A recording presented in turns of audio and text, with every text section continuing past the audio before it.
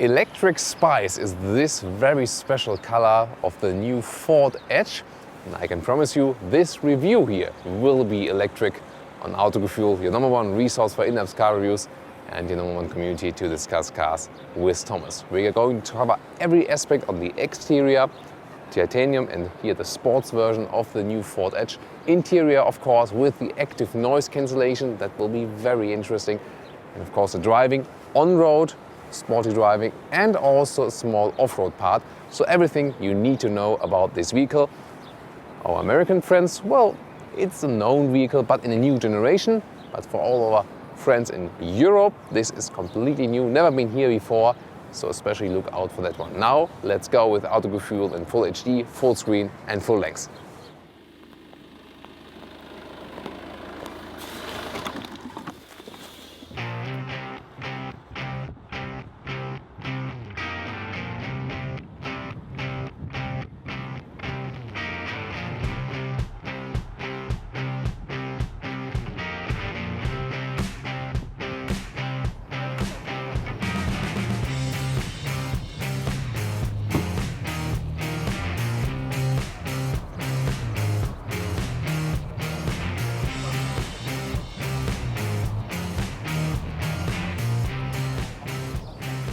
Let's start here with the front. It's really massive and it's also a signal one that is US built.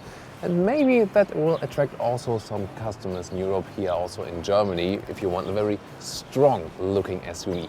This one here is the sports version. There's also, a basic trim level, then there's titanium. This is more the luxury trim level with a bright grille as well. And the sport trim level here with bigger alloys, soon going to show you that one, and also a black front grille to make it even more aggressive. 4.81 meters is the total length of that vehicle, and what does that mean? And also price-wise, well, in the US it starts below $30,000. In Germany it starts above 40,000 euros, but already with more equipment in there. And so, especially in Europe, this car price and size-wise sits a little bit below the premium full-size SUV segment, but above the other ones. So, for example, more expensive like a Kia Sorento or a Hyundai Santa Fe, but a little bit smaller and a little bit cheaper than a Volkswagen Touareg, for example, and maybe even close to BMW X5. So it's a very interesting niche. Here in the sports version, we got bigger alloys, 20-inch, very massive, and also in this black design. But also with the lower trim levels, here at least in Germany, we start already with 18-inch, so you get a lot of equipment already for that price. The side profile is more a mix of classic SUV and also a really sporty one. So we got, not a very coupe style line, but a little bit, just coupe style ending here at the windows, for example. And so I think it's an attractive mix between the old, very angular layout and the new, totally round layout we see with some SUV coupes. Also in the rear we can see a lot of interesting details. For example, those side guards here at the rear window, and the main thing that the taillights are connected with this strip here. Very beautiful, also this glass layout. So I think they did create something special here. Not only the color, it's also one of the very rare moments where I really like an orange style color. So overall, I think a very beautiful design, but yet aggressive enough. What's your opinion on the design here?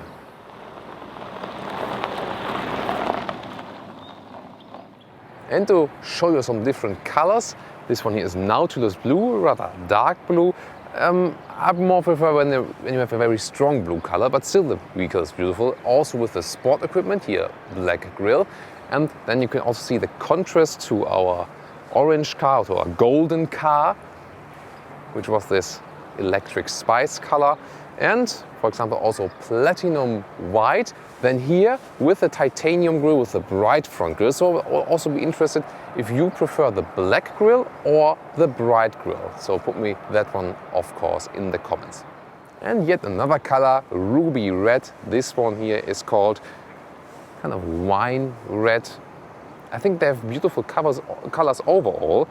And here at this vehicle range, we also have the titanium front grille we've just seen with the white car. So basically have a lot of choices. Also huge the grille, and with a matte silver look, also very beautifully done. I'm not quite sure. The black grille looks very sporty, however it's also pleasing. It's really hard choice. And a little bit of magic here with our cutaway model. There it is, and it's an all steel chassis, and that's also why, well, it's not, you know, that weight saving. It's really 2 tons still in weight, therefore it's still a very heavy car. And well, on the other hand, you can say it's pretty massive, and also steel is easier to rework than aluminum when there are some damages. It's always interesting to see how such a chassis is being built, and you can also take a look on the inside, because half of the car is still finished. Always great to have such an insight into the technology of a car. Maybe you joined the one or other factory tour with Autogefühl. You know, we also do that from time to time.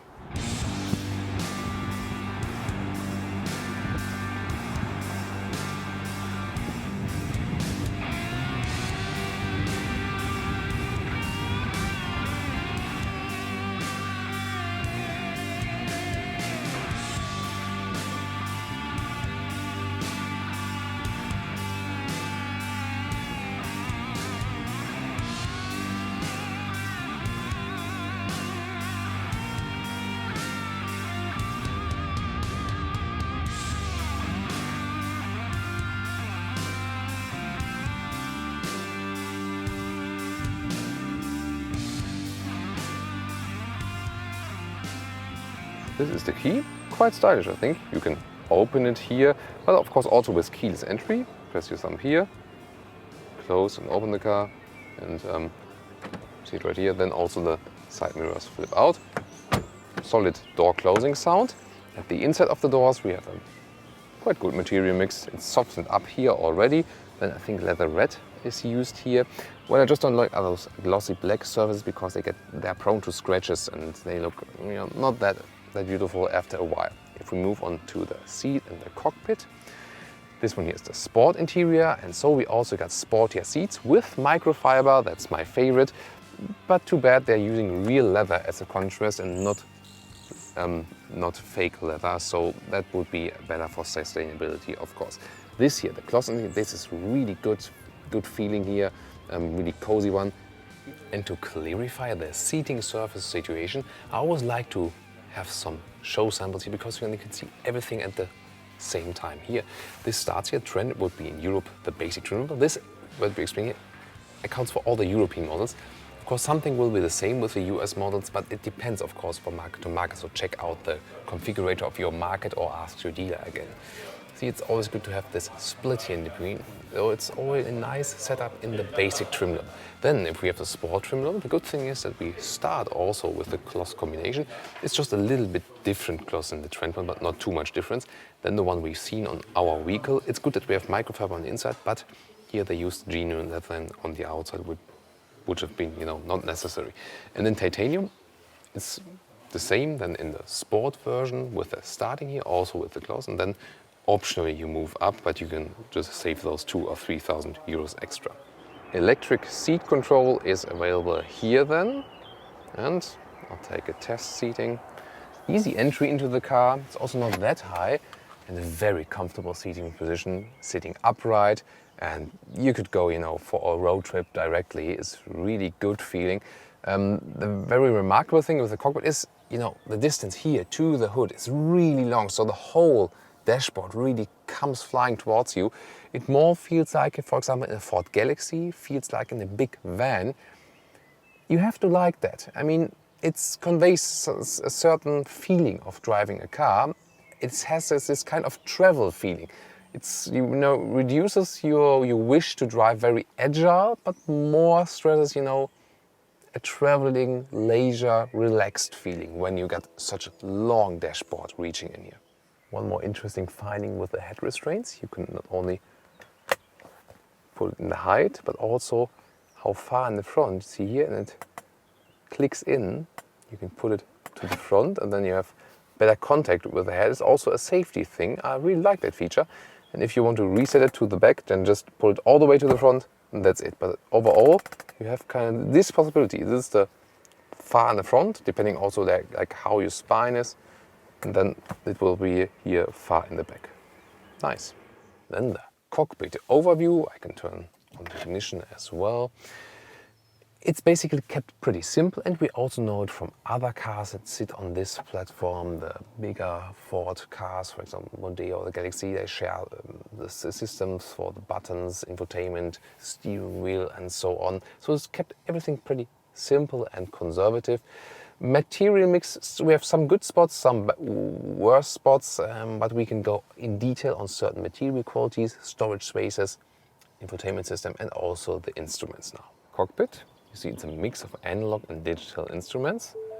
There's a nice animation here as well in the middle with the arrows. The round is all analog, and in the middle you can, for example, see your range, GPS info here in the middle, on the left side, for example, temperature, or you also later see the consumption there. And at the moment we have about 8 liters on 1 kilometer, which is realistic for this diesel. Infotainment unit, this is here still the Ford Sync 2 system. The Sync 3 will be available later on. They promise to deliver that in summer. But so far this very early vehicle with that one, so you can, for example, connect your phone via Bluetooth. The Sync 3 will then later on also have the possibility to connect it with Apple CarPlay or MirrorLink. So we won't cover this system here too much because it will be replaced anyway. The GPS is indeed at the moment still very weird. You see it also takes ages. The reaction times of the touchscreen is not that good. It collects a lot of fingerprints, and scrolling around the map is also not that easy. To me, this GPS is really very bad. I hope it will increase with Sync 3 then. You can also check out the commands for seat cooling and heating here, but we also have separate buttons below then. You can see we have a mix from touchscreen controls and manual controls, but that's also good to have a hotkey, for example, for the seat cooling. The seat cooling is only available when I start the engine. Here, right now, seat cooling.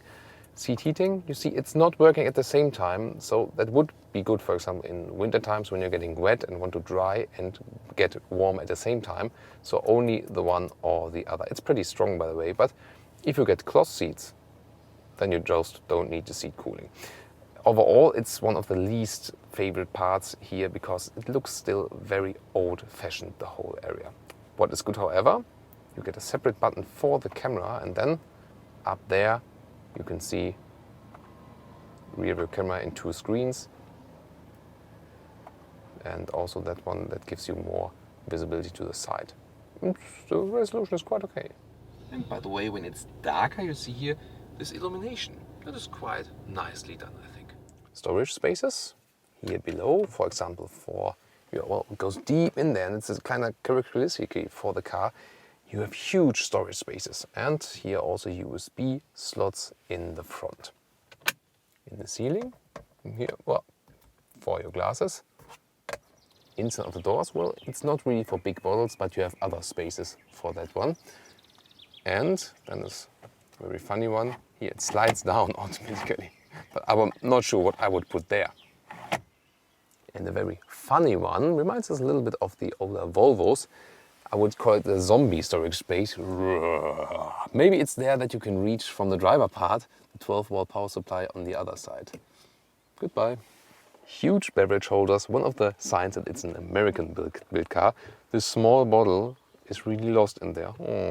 And below the armrest, which can be split here for smaller stuff, then for bigger stuff, wow. Wow, I mean, look at that. It's huge. One of the hugest space below the armrest I've seen so far. And another 12-volt power supply. I'm not really sure what do you want to charge in that car. It's really a charging machine. And one more storage space up here. Also a clever idea. But you have to, well, reach out for that, or maybe something for the co-driver rather. And the glove box, look at that. Oh, sliding down very smooth. And again, a lot of space in there. Very remarkable is this material mix. You see the top here is a little bit softened up and makes a good quality impression. Then some carbon fiber style look. But then below we got hard plastic. So some of that we see is from very good build quality, some not. I think it's a mix. Here we also have a panoramic roof inbuilt. You can get a sunshade for very hot days, and you can of course open that one, and well, it goes really wide. And the good thing, it's not only a panoramic roof, you can really also open it, and that would be more important to me, of course. And see how far the opening is, so you can have also some convertible style-like feeling. Oh, it's quite okay, and of course it gives you a lot of light here in the interior. Let's get in the rear. Well, almost 90-degree opening, so you can access the rear very well. You can also flip those seats from here. So you have a rather even surface into the loading area, but we'll check out that one soon. Oh, but then it's really heavy. Put it up, extremely heavy, and you can put it, you see, even more behind, depending on your seating position. I mean, I don't know if you maybe want to rather have, lying down position like this when you want to go to sleep or something like that, or you maybe rather want to sit upright. And well, there's a lot of space here in the rear. That we look at that knee space I have, better than in some, for example, mid-size sedans that are at the same length. Also headspace-wise, well, we got the panoramic roof inbuilt now, and so there's, well, just 2 fingers above my head. 1.86 meters is my height, so 1.90 could be a problem if you have the panoramic roof. If you're always traveling with tall people in the rear, you have to leave out the panoramic roof. But overall, very comfortable here in the rear. Is a great travel car, and as it's also either front-wheel drive or front plus rear, we don't have this big middle tunnel here, so you can also very well sit on the middle seating position. There's also no problem at all, and we can go in detail also on the commands we have here. What about safety here? For child safety, the ISOFIX, where you can fix the child seat. And then what's even more interesting, those ones here are the special belts, and they look a little bit clumsy, but they have a function. They are also available in the Mercedes E-Class, for example, or also in other Ford models, Mondeo and Galaxy. And those ones are seat belt airbags. So in case of a crash, they blow up, and then they increase the surface where the belt is touching the body, and therefore all of the force is also, strengthened out over a bigger surface at all, and that it reduces damage to your body in case of a big crash. It's a good thing for rear safety. See, it's not too easy to put those hard stuffing in, but this one here is a really great invention to increase also safety in the rear, because lately most of the manufacturers have worked a lot of, of this active safety, with assistance systems, and all of the passive safety for the front passengers. But here, finally, an innovation also for the rear. And for the rear passengers, you also got a 12-volt power supply right here, and a real plug. Well, in Germany we would need an adapter for that one, but of course it always depends on the country if it's more suitable for you in this form or not. And optionally you can also get a seat heating for the rear seats. Even works when the engine is not running, just the ignition is enough. Let's test the rear hatch, it's the electric one, and let's also test the safety mechanism in here. Oh, that was it's stronger when it's opening, but when it's opening it's also not that bad. It doesn't open higher. Well, that would be better when it's opening higher, but I think you can also set it that it's set lower. Let's see if we hold that button here. Yeah, so that's the maximum electric level now. So when I then close it and open it again, it should be standing still on that height. For example, that could be the height of your basement garage. Yeah, that's it. Then you can push it up again and here hold the button so you can set it to the highest level again. What about safety when closing it? Let's see, when child safety, for example. Yeah, I have to have a big resistance. I would have preferred if there's a little bit more sensitivity to it here. Then, maybe the least favorite part of the car at all, this cover here of the trunk. It's really, I have to be frank, this is really the rubbish part. I really like the car, but this one here, not. It has to go down here, and therefore you have problems with stuff that is maybe higher here in the trunk, so I don't know what they thought about that one. Other than that, huge space here. I really like that one. You have some hangers right here, you flip out, and this one here is the electric control for flipping the seat. Here, nice one, and the other side. And then you have a lot of space in here, look at that. So the trunk is really really good. You have all kinds of possibilities here. What I also really love here, fixations for tension belts. I really need that when I put my bicycle in the rear, and also the cover here. This is high class, and here, for example, look at that, very soft as well. So we see a lot of parts that are really high class in materials, but some others that are less high class. It's a mix really. They have to work on the other parts. And real replacement tire, I know some of our viewers really appreciate that. Let's see what's beneath the hood. Here in Europe we only got the diesels, either the 2-liter one with 180 horsepower or the bi-turbo diesel here, the strong one with 210 horsepower. Really enough torque, of course, and of about 8 liters consumption on 100 kilometers an hour. Our friends in the US, they also get the 2-liter turbo petrol engine, starts with front-wheel drive. And then there's also the 3.5-liter V6 engine, the very powerful one. And optionally, of course, you can always get the all-wheel drive here. Here in Europe, the all-wheel drive is always included because the car starts higher in price and they only offer it in the higher trim levels. In the US, you can also get the more basic versions. Now to the driving part. This is a sport model, bi-turbo diesel, 210 horsepower. Acceleration about 10 seconds from 0 to 100 kilometers or 0 to 60 miles an hour. If you go for the bigger diesel or the smaller one, it's more, 0.5 seconds difference, something like that. We also have in the sport trim level, you get the dynamic steering. That means you get some more dynamic support from the steering on an electronic level. It's an interesting system, and it helps you when steering to get a sportier feeling. The commands of the steering wheel are still are not directly transported into the road. It's more comfy feelings. You see, it lags a little bit behind, doesn't give you the direct hard, stiff sporty steering, but it's also not really needed for such a car here. Although we also have the version of the sport suspension here, the suspension is still relatively soft and comfortable, but that's maybe a reason to go for this version. You don't have the curve tilting that much as you maybe would have with the standard version. So here the car still feels kind of heavy, also because you have the feeling as the dashboard is that long.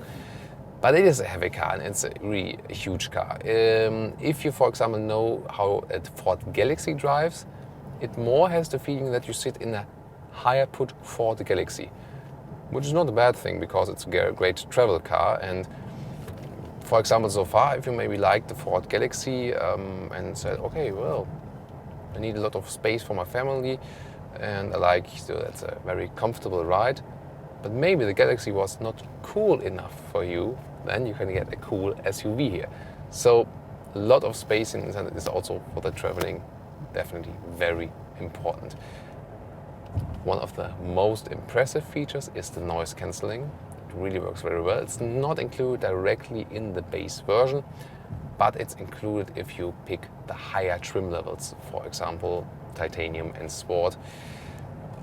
And then there's two elements. First of all, they've worked on the glasses, so special isolated glasses. And then you also got more sound insulation from the active noise cancelling. Means speakers are producing the different kind of waveform that evens out the annoying waveform you don't want to have. And that's a really great thing, I can tell you. It's relatively silent in here, although it's not a super high priced car. And we've tested it with a dB meter. Yes, not exact numbers there, but we scored about 65 dB at 50 kilometers an hour. And at some other good cars, it was a few dBs higher. And so a good result here. I don't have to raise my voice. And I mean, having diesel and I'm driving here 80 kilometers an hour now, a really good result as well. This can be one of the unique selling points. And it's a very interesting system because then you don't have to work so hard that you insulate every corner. You can just work with a different system. And maybe one of the reasons Ford did that is maybe also that it's less expensive for them to go with that solution than with other solutions. But I mean, the result counts. that one is really a very good one here, definitely. So overall, you get a smooth feeling due to the high seating position, the comfortable seats, a lot of space that is involved here, and the active noise cancellation. The power from the diesel is definitely sufficient here for the engine.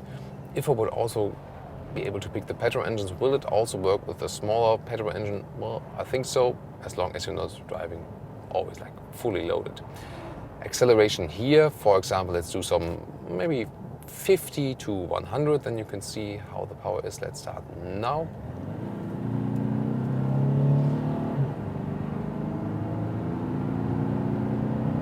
That's it. So take some time, and when you hammer the throttle, the diesel also starts to scream a little bit, but when you're driving at lower speeds, then it's also, a good and calm engine. So only, when you really hammer the throttle and it doesn't sound that good. Other than that, it's also very well isolated here from the driving cabin. And so it's also no problem to go with the diesel if you're generally fine with it. Because I'm not the biggest diesel fan, I would also appreciate a petrol engine here in Europe, but that's the strategy right now, because especially so far, big SUVs are usually bought as diesels because there's less fuel consumption here, and fuel has been, of course, more expensive over here than in the US, for example. So overall, I think I would describe it, it has some van characteristics in driving, definitely, but no van outline on the exterior, and that's maybe a good selling point. As I said earlier, you want to have some spacious stuff for your family and still want to have a great design on the outside, so that could be a very attractive combination indeed. Always enjoying this upright seating position, this command view. The overview to the sides is also good because all the window lines are very steep, and the panoramic roof also lets a lot of light into the interior while driving. Driving 100 kilometers an hour now, and still don't have to raise my voice very much. The GPS again, especially while driving, to hit buttons while driving is really hard because they are small, those touch buttons, and the visualization is again very bad. Really hope that the Sync 3 system will improve stuff there now. If you're happy with connecting your Bluetooth telephone and maybe not, don't wanna use the GPS that often, okay, whatever. But if it's more important to you, then probably you should wait to get the confirmation from your dealer that the Sync 3 is definitely available right now. As I said, they said for Europe it's in summer. Not sure how the situation is in the US here right now, but when you order the car, just ask your dealer then. Rigidity, now here while driving faster, if we test that, how the vehicle responds. Well, this dynamic steering, I'm not sure if it's coming from that one, but it gives you a rather unnatural feeling because you start in a certain resistance and then the resistance changes when you turn the steering wheel. So I'm not really keen on that system. It might be better without the dynamic steering, but if this effect comes from the dynamic steering, I'm definitely not the biggest fan of that one. So one more acceleration for the diesel. Well, 60 kilometers maximum now, no acceleration. That's also Germany. We don't always have speedy autobahns, but we've already driven now 100 kilometers an hour, and even 100 kilometers an hour is quite often the maximum speed that is possible, even on the famous motorways. So let's see what happens when we're standing still. Also, as for the noise cancellation, start-stop function of the engine. Now it's really very silent. And I really like that they have put this system here now inside. Over to the rear is also quite okay. You see when the start-stop system is working, you have to wait until it gets going again. So, and I think maybe one short part of the Autobahn also helps us to rate such a vehicle always. And of course I'm looking forward to the off-road part. I mean, in the sport version, don't have too much ground clearance. Won't be the hard off-road part, of course, but let's check that out. So let's get on the Autobahn. The mirrors, I also have the assistance for the blind spot warner. And we have also got this front assist. Shows me some red LEDs that I'm too close to the vehicle in front of us. I can set the cruise control as well. There it is. With keeping the distance here, it's also possible. Let's see if this Audi there overtakes me, then the blind spot warner should always get active. There's also this split mirror, it's also working already, but here, there it is. There's the light from the LED and that says don't go there. If I then set the turning indicators, maybe should I also get an acoustic warning? No, but you see, when I'm setting the indicator here, the turning indicators, the light, the LED in the side is also flashing. It's really a good system. It's one of the systems I really recommend in every vehicle. Keeping the distance also works pretty fine. And this is one of the good parts of this car. You can really just relax and let it roll. So overall, from driving, a good impression. Just the steering, when you're in this, I think it's maybe this dynamic feature. That's not mine really. So I would not really recommend you to go for it. But then again, well, it's included in the sport trim level. The sport trim level has this beautiful black front grille. Hard choice still. That's life, guys.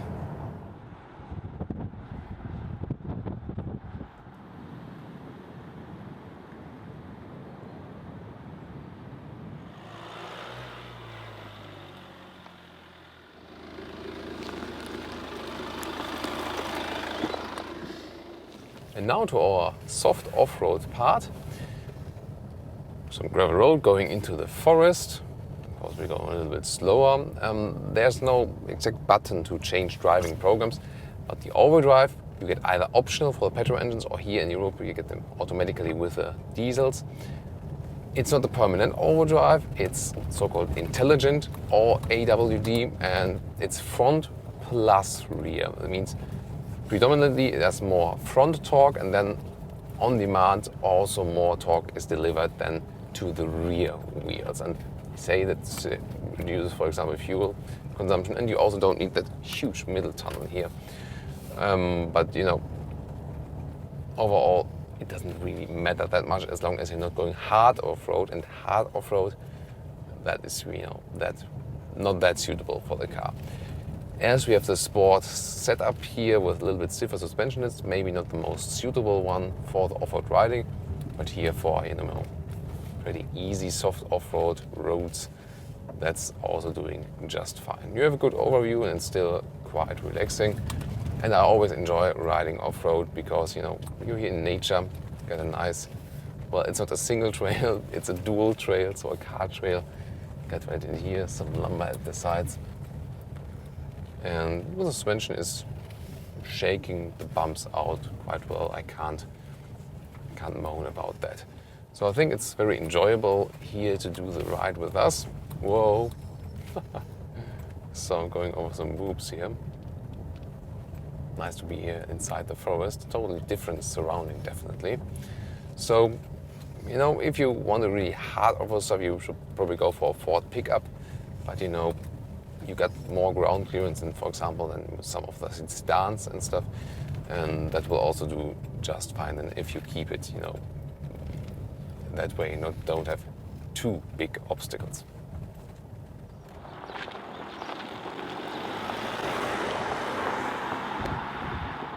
And now to our conclusion.